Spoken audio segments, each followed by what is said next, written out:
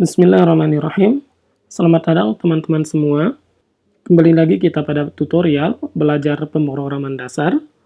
Pada tutorial kali ini kita akan melanjutkan lagi pembahasan kita tentang percabangan dan perulangan, yaitu diberikan sebuah studi kasus yang baru, yaitu diminta untuk menampilkan bintang-bintang dalam bentuk belah ketupat.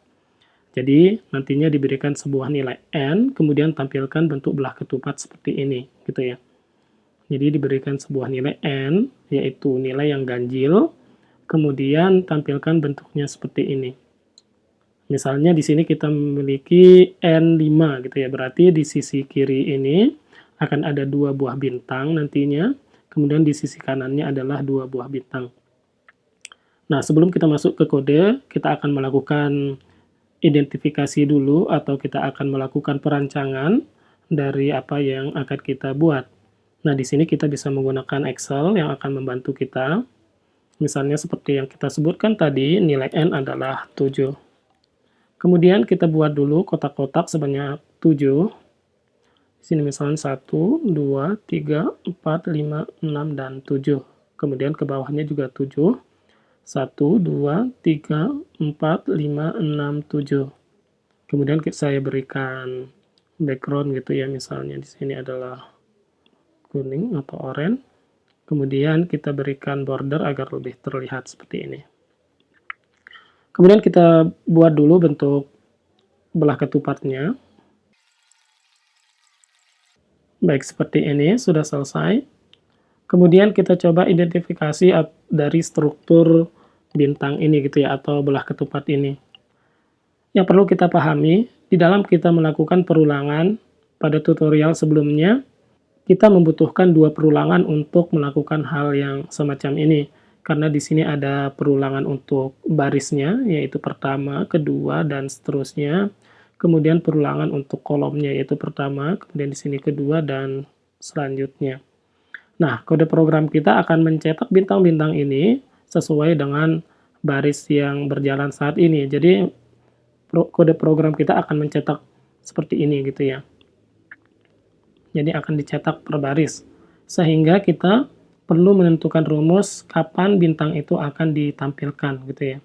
Nah, di sini jika kita lihat, kita buat dulu baris ini adalah baris pertama, kemudian ini baris kedua, dan selanjutnya saya buat dulu.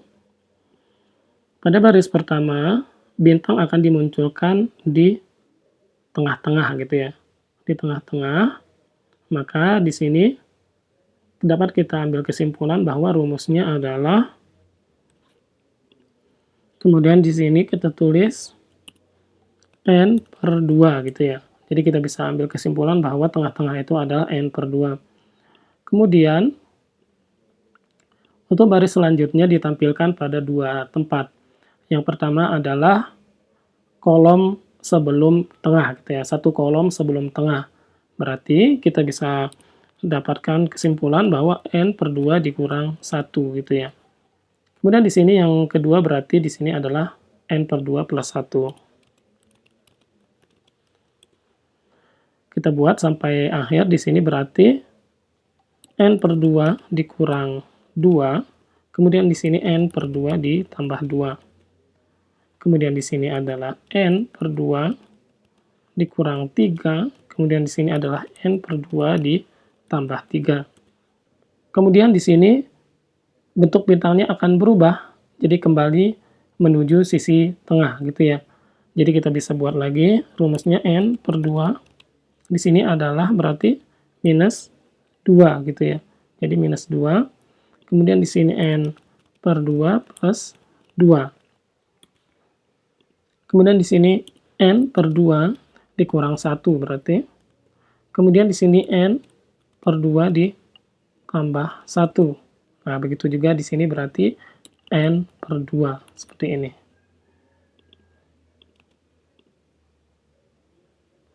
Jadi kita dapatkan rumus seperti ini, jadi kita memiliki nilai kiri, ini nilai kiri dan nilai kanan.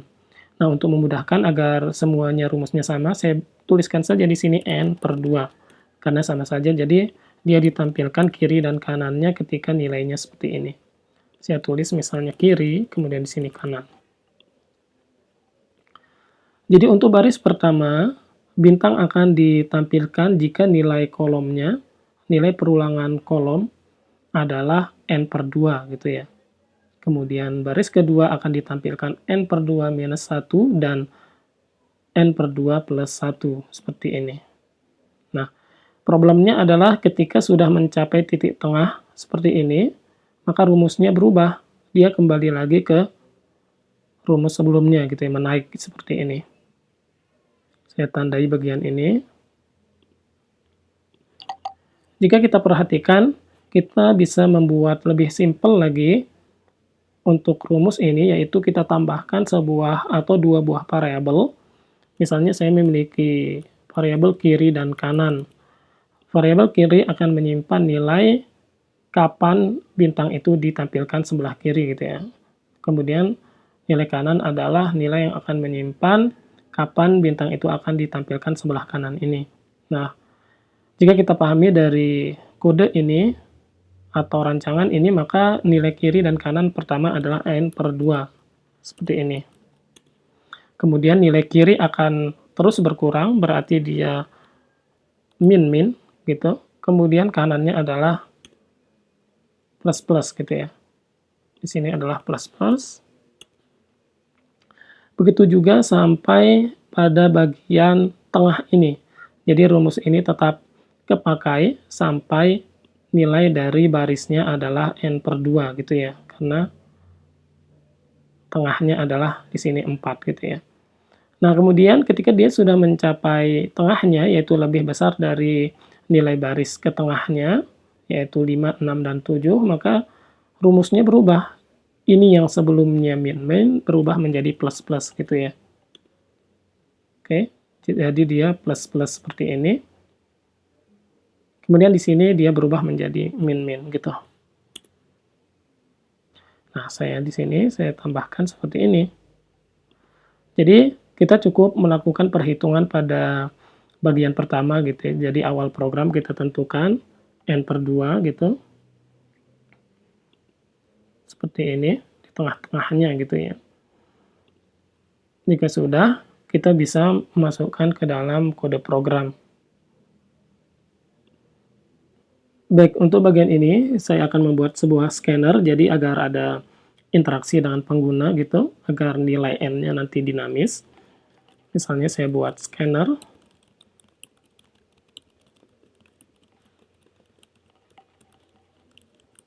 Seperti ini. Kemudian kita import dulu. Kemudian kita tentukan nilai n.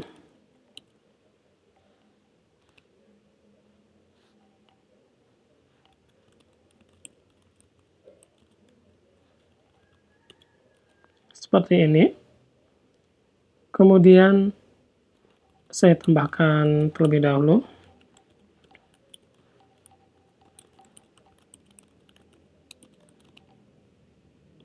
Baik, jadi agar ada interaksinya dengan pengguna. Jadi seperti yang kita sebutkan tadi, jadi kita cari dulu nilai tengahnya, misalnya int tengah seperti ini, sama dengan n/2 plus 1 berarti ya. Jadi misalnya di sini 7, karena ini kita menggunakan integer, jadi dia tidak bisa koma, jadi 7 dibagi 2 nanti hasilnya 3. Kemudian kita tambah 1 jadinya 4. Kemudian kita memiliki variabel kiri, seperti yang tadi, tengah, kemudian int kanan sama dengan tengah. Jadi kiri dan kanan nilai awalnya adalah tengah, seperti ini. Kemudian kita buat perulangan. Baik, seperti ini kita mulai dari 1 misalnya. Kemudian kita perulangan sampai n. Kemudian kita buat perulangan lagi. Ini adalah untuk perulangan kolomnya yang kedua. Di sini 1 sampai n juga.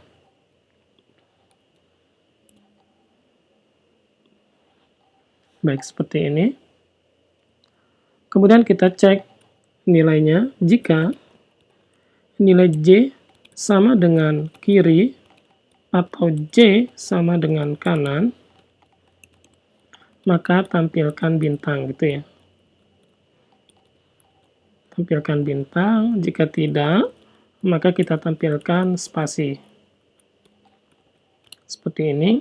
Kemudian jangan lupa untuk membuat baris baru pada setiap perulangannya, barisnya di sini. Sudah seperti ini.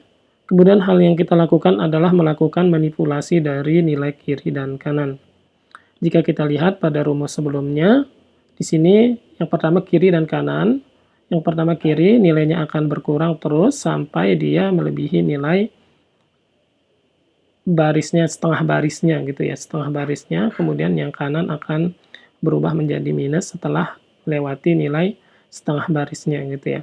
Nah, di sini kita bisa buat, jika nilai I ini lebih kecil dari tengah, maka kita lakukan kiri, dia akan berkurang terus, kemudian kanan dia akan bertambah terus. Sebaliknya, maka kiri akan bertambah terus, kemudian kanan akan berkurang terus, seperti ini. Jadi bentuknya seperti ini, kita coba jalankan. Kemudian masukkan nilai N misalnya 7 seperti tadi. Kemudian kita enter dan berhasil seperti ini. Baik, kita coba nilai yang lain. Saya jalankan ulang, misalnya 11 seperti ini. Maka tampilannya seperti ini.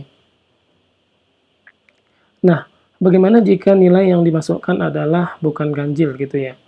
Maka di sini kita coba misalnya 10, maka nilainya akan atau hasilnya akan salah seperti ini. Nah, di sini kita bisa tambahkan sebuah pengecekan gitu ya. Kita tambahkan sebuah pengecekan. Jadi kita akan meminta user untuk memasukkan nilai N sampai dia benar-benar memasukkan nilai yang benar gitu ya. Di sini kita bisa menggunakan perulangan do while. Jadi kita minta user untuk memasukkan nilai sampai N modulus 2 tidak sama dengan 1 gitu ya. Jadi di sini kita pindah dulu deklarasi variabelnya di sini. Seperti ini.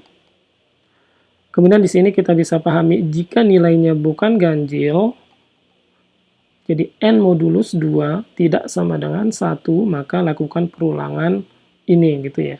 Jadi nanti aplikasi kita akan meminta user terus-menerus untuk memasukkan nilai N jika yang dimasukkan bukan ganjil gitu ya.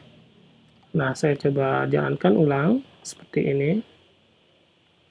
Misalnya saya memasukkan nilai 10, kemudian di sini dimasukkan nilai lagi gitu ya. Misalnya 6, ini gagal, kemudian kita masukkan misalnya 9, baru benar. Nah, seperti ini. Kemudian kita bisa kembangkan lagi, misalnya teman-teman mau mengubah gitu ya, mau mengubah bentuk dari belah ketupat kita, misalnya semua yang ada di tengah ini juga ditampilkan. Jadi kita tidak membuat outline seperti ini, tapi semuanya ditampilkan pintang-pintang di tengah. Teman-teman bisa kembangkan lagi sesuai dengan keinginan teman-teman. Misalnya saya contohkan satu hal lagi. Untuk yang tadi berarti jika nilai J berarti lebih besar gitu ya, lebih besar sama dengan kiri, dan lebih kecil, J lebih kecil sama dengan kanan, maka tampilkan bintang. Kita coba jalankan misalnya 9, maka tampilannya seperti ini. Kemudian hal lain yang dapat kita lakukan adalah misalnya di bagian sini kan sebenarnya kotak ya, jadi sebenarnya kita memiliki kotak. Nah, di luar-luar ini misalnya teman-teman mau menampilkan karakter yang berbeda, maka kita bisa lakukan di bagian yang ini. Jadi kita ganti spasinya misal menjadi plus misalnya, kemudian kita coba jalankan. Kemudian di sini adalah 9 misalnya, maka tampilannya seperti ini, jadi kurang jelas ya. Coba saya ganti dengan apa ya, misalnya minus.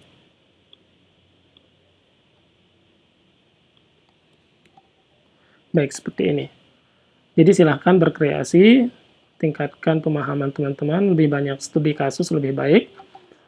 Silahkan jika ada yang masih bingung, nantinya teman-teman bisa bertanya lagi, kita sama-sama belajar. Semoga bermanfaat dan tetap semangat.